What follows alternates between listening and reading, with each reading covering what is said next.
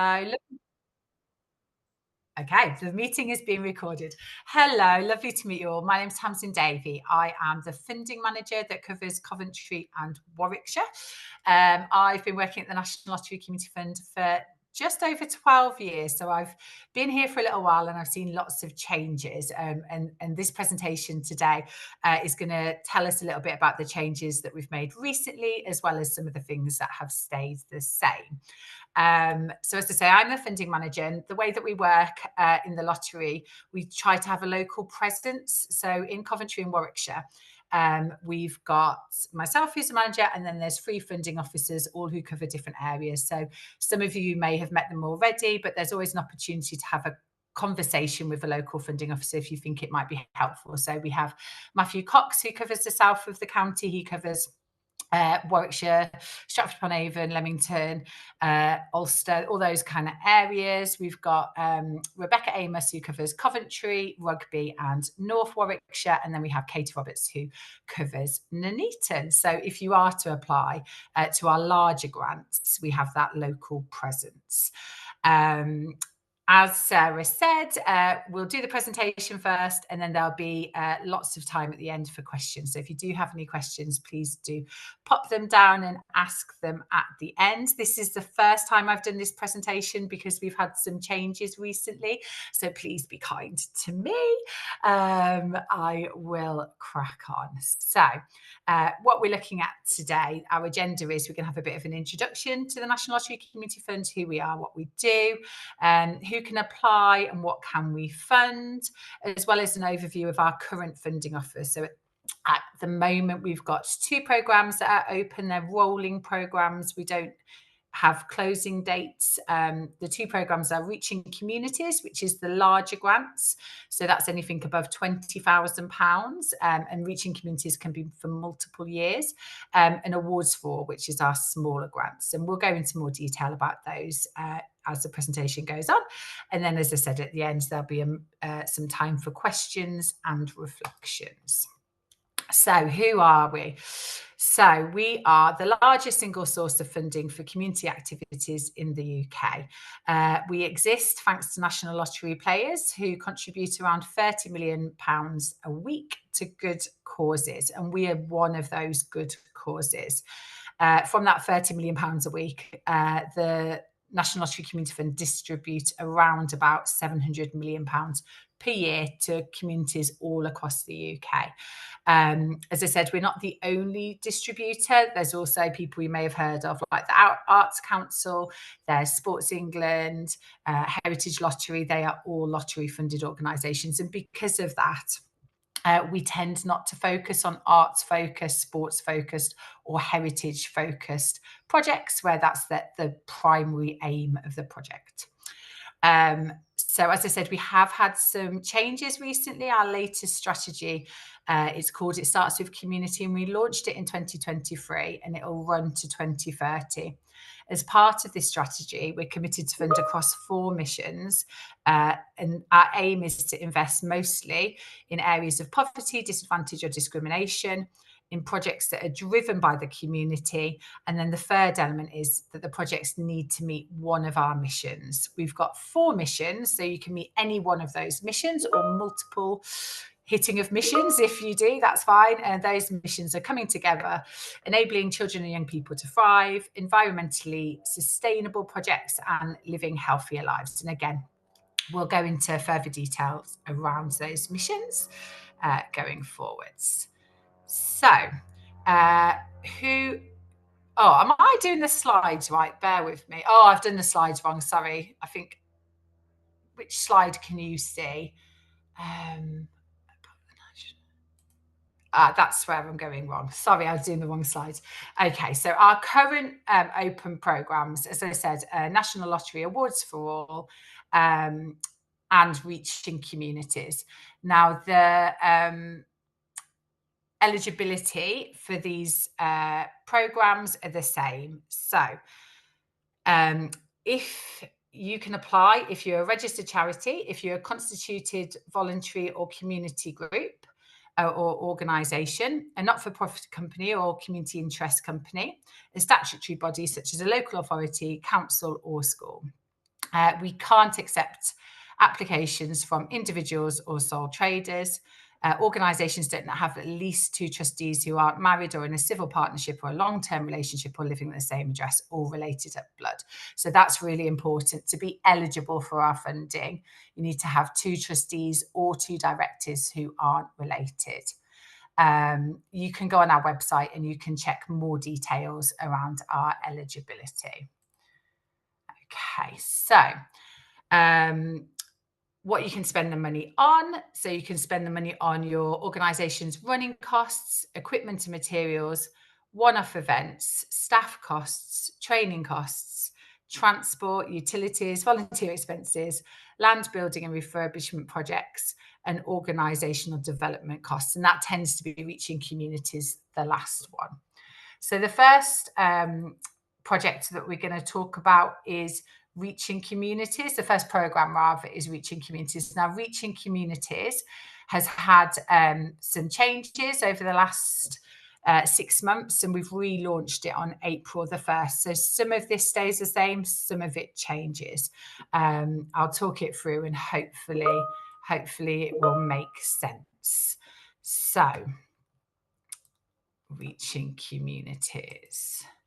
So Reaching Communities is a 2-stage application process, which is the same as before. We're not fast, so you have to apply in plenty of time ahead of the project that you want to start. Typically, it'll take a minimum of 6 months. Typically between 6 months and 12 months, you get a decision.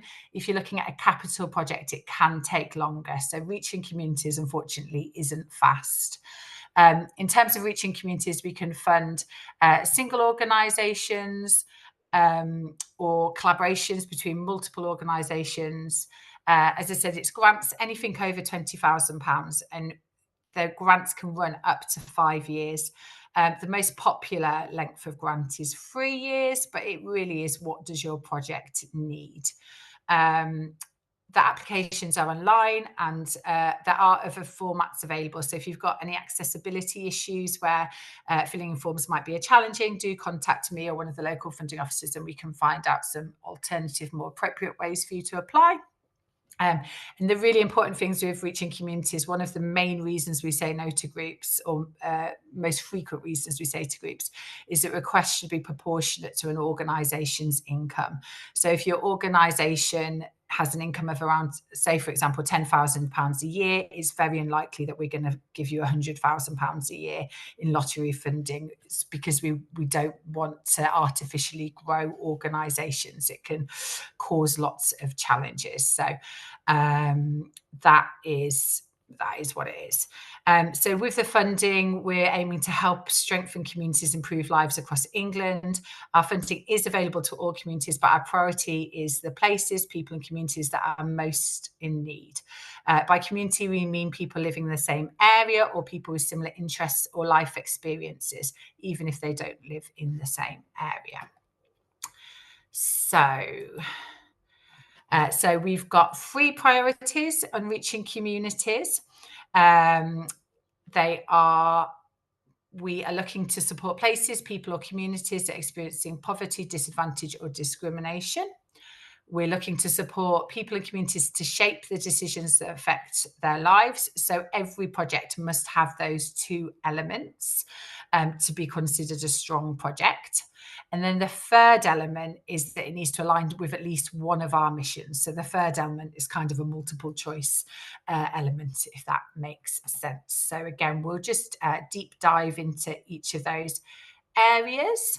So we want to support the communities that are most in need, particularly people who find it the hardest to access support. So to do this, we will prioritise places with higher levels of poverty, disadvantage or discrimination, communities that are least set up to help and support people, projects or organisations supporting people or communities who experience poverty, disadvantage or discrimination.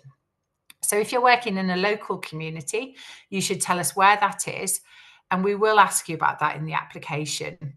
As part of the assessment process, we'll consider background statistics around the area when we make our decisions. We do this to help us give out our funding to areas that are facing the most poverty and deprivation. Although we will prioritise communities in the greatest need, we will still consider applications that are a good fit with our priorities wherever they are in England.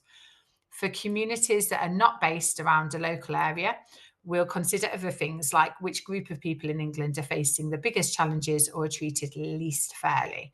We plan to develop our priorities over time to make sure our funding has the biggest impact that it can. So the second element that we must hit for it to be a strong Reaching Communities application is supporting people and communities to shape the decisions that affect their lives. So we know that communities know best what they need, and we've seen time and time again that some of the best solutions for community challenges come from the communities themselves, particularly in times of adversity. We will prioritise and support ideas that demonstrate community involvement in the initiation, design and delivery of the project. We will continue our regional conversational approach, building on a very positive feedback that we've had that this works. And then the third element that a strong project must have is it needs to hit one of our missions. It can, as I said, it can hit multiple missions, but to be kind of strong, it just needs to hit one well. So when we're talking about missions, we will prioritise projects that fit best at England's missions that focus on areas of coming together. So this is providing inclusive spaces, places and activities. These can be either physical or virtual, especially for communities that are least able to come together. There's a focus on helping children and young people thrive. This is by developing positive social and emotional skills, providing safe spaces and relationships they can trust, and involving them and their families in the decisions that affect their lives, as well as helping prevent issues before they happen. We have a Be Healthier mission. This supports people most affected by health inequalities, supports people who've experienced health inequalities to influence the health system, and helps prevent issues before they happen. And then the final one is Being Environmentally Sustainable. So this is around empowering people to engage with climate issues and adapt to the impacts of a changing climate, taking part in activities that make a positive environmental impact, like reducing carbon emissions or creating spaces for wildlife, or helping communities to have access to nature by creating the amount of quality of natural spaces for wildlife, meaning people can experience nature around them and more varieties of wildlife can thrive. So we're most likely to fund work that achieves one or two of these missions really well, rather than trying to make a project that meets all of the missions, but not as strongly, if that makes sense. So I have got a video. I don't know if it's going to work. I'm going to press it. Let me know if you can hear it. We have 4 community-led Can you hear missions that? where we focus our funding, learning and efforts. Our missions support people to come together, help children and young people thrive, live healthier lives, be environmentally sustainable. We expect most funding applications to address at least one of these areas. Each mission has a number of things we expect projects in this area to contribute towards. We call these outcomes. Some projects will relate to a lot of outcomes, others just 1 or 2, and that's okay. For all new grant applications, we'll be asking you to tell us which areas of the missions framework your project focuses on, to help us better understand the intended results.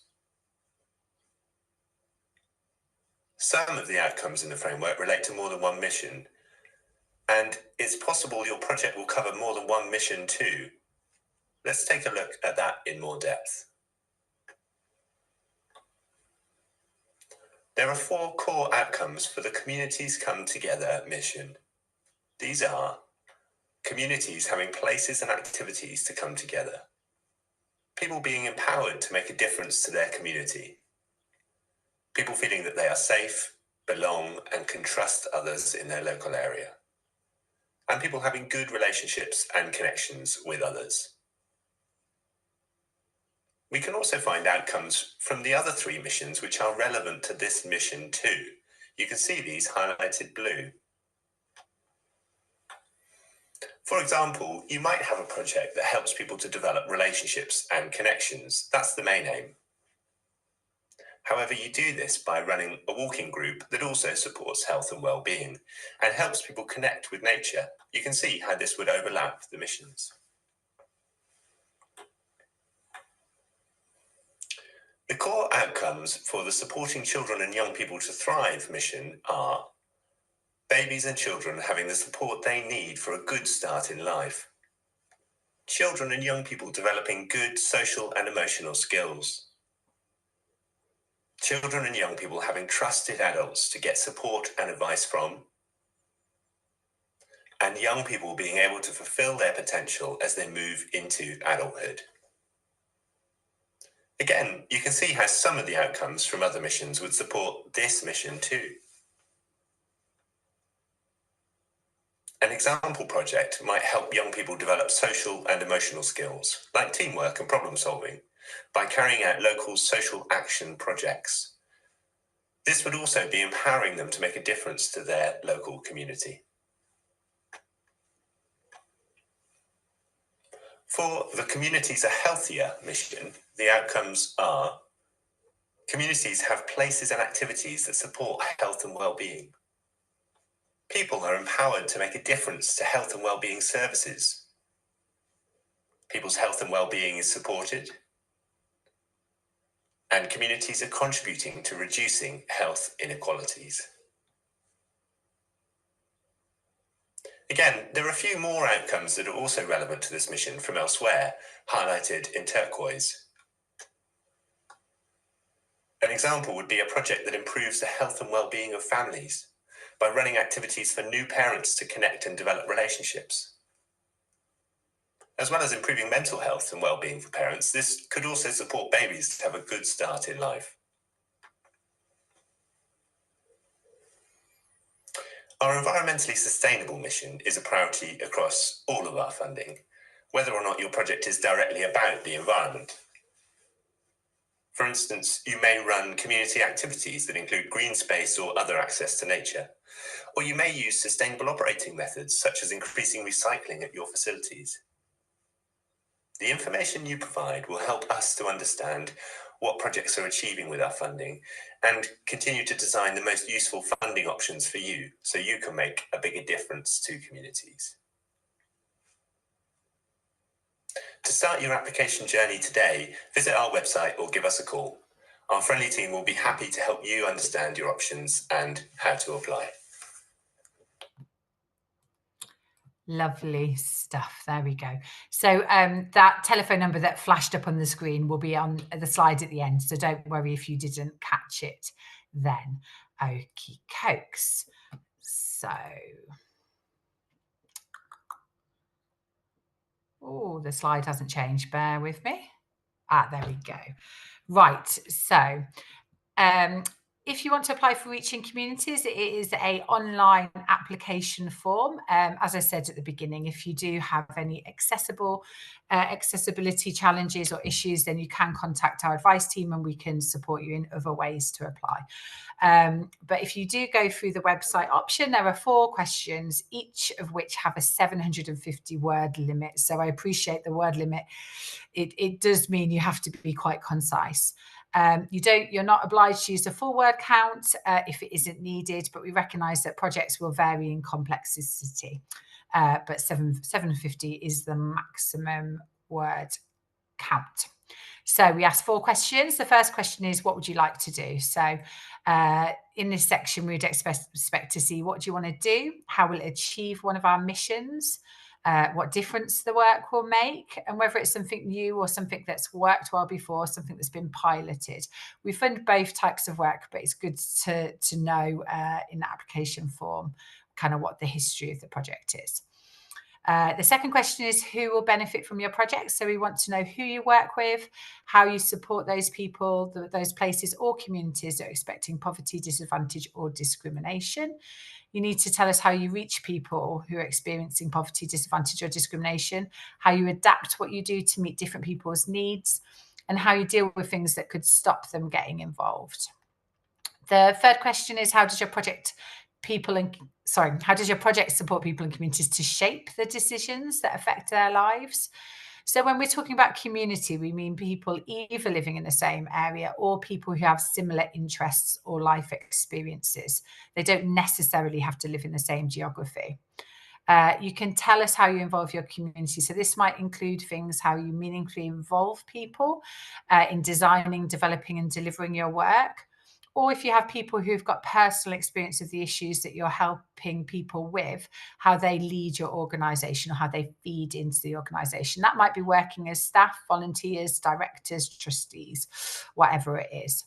And the final question is, why are you the right organisation to do this work? So you very briefly need to describe what your organisation does, what experience you have, why you're the right organisation to do this work, what work that you've done that's similar to this previously, what's your experience of working with places, people or communities that you're prioritising, and what connections you already have in the area that will help you deliver the work. So that's the first stage. If the proposal is invited to the next stage, then as you can imagine, we ask for quite a lot more detail in what we call a full funding proposal. That includes things like a detailed budget, delivery plan, all that kind of thing. Once you submit your original application on the website, typically you'll get a decision within 12 weeks.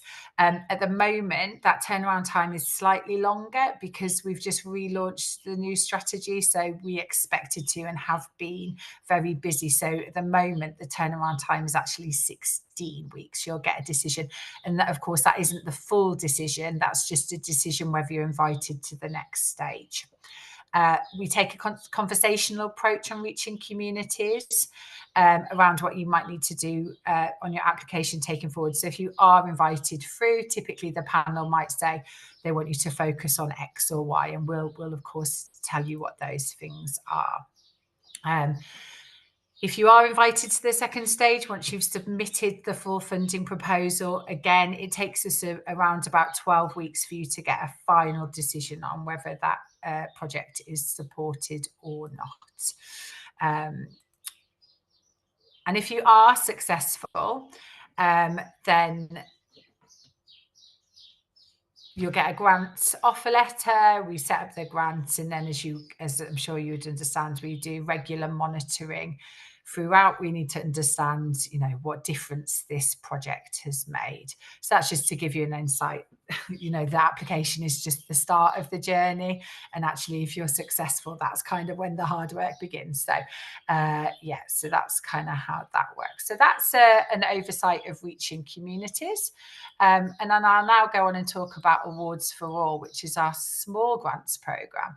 Now, Awards for All, so with the strategy renewal, as I mentioned at the beginning, it's something that we're delivering between now and 2030. So we haven't changed all the programmes at the same time. We're doing this in a stepped process because we're a big organisation and it takes a long time to steer the ship, as they say.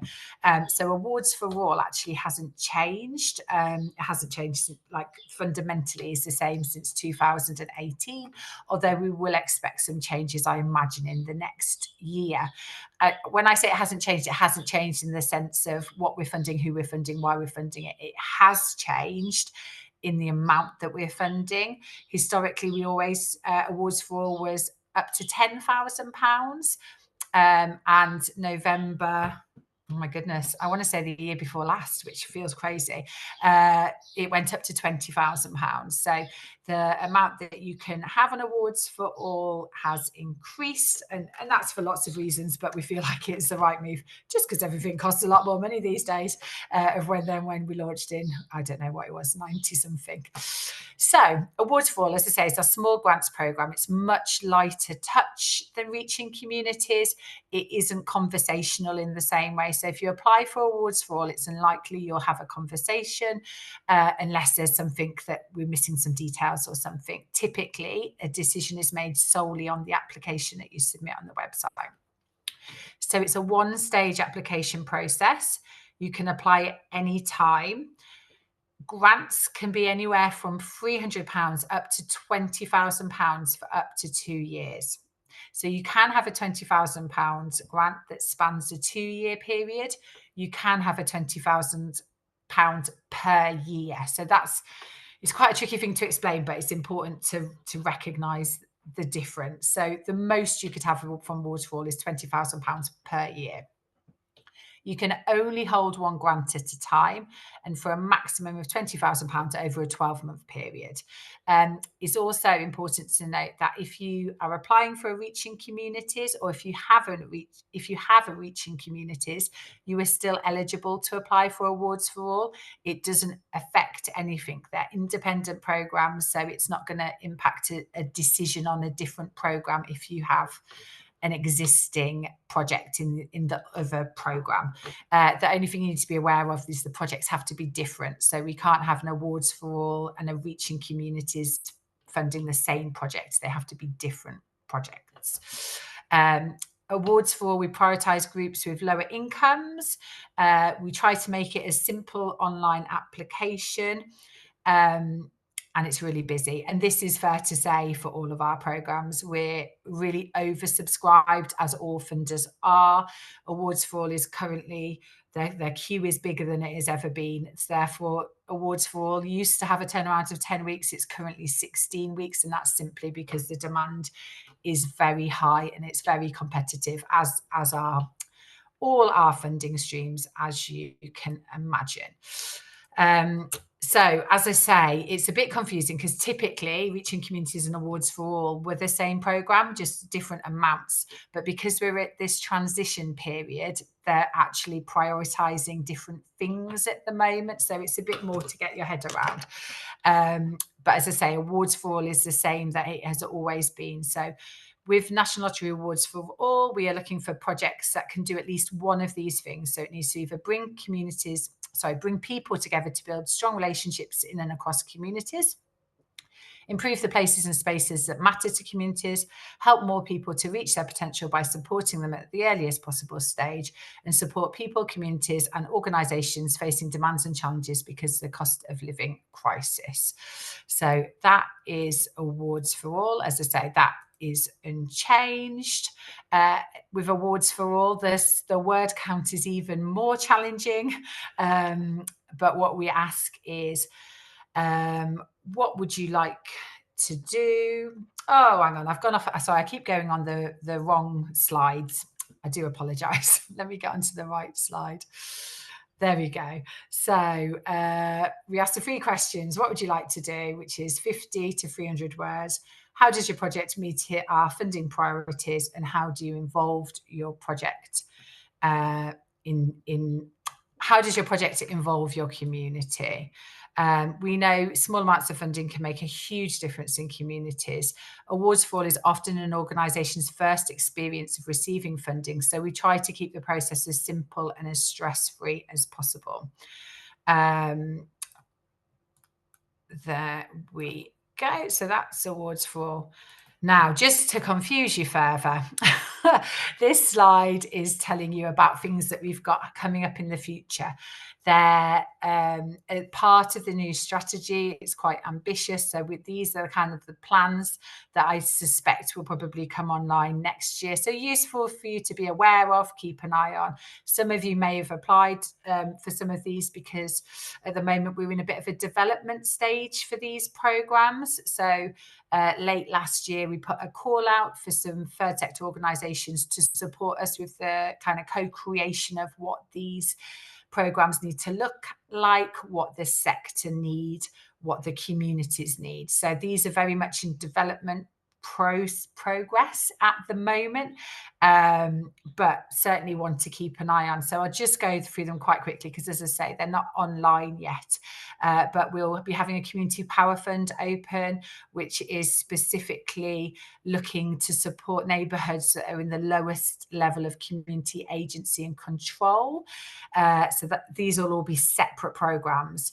There'll be a You Decide fund, which is kind of around getting the communities to help decide where our funding should be directed.